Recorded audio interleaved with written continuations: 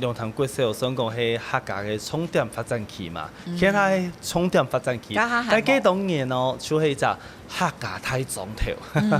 唔家下連沙一條路去講客。哦喲，全部客家人，全部客家人。嗰個路卡唔是教，唔就會講。誒，還係為咗許多方言人用，大家就知道講愛講客人做得。因為冇講客當上呢冇從嘅本狀人，故所講。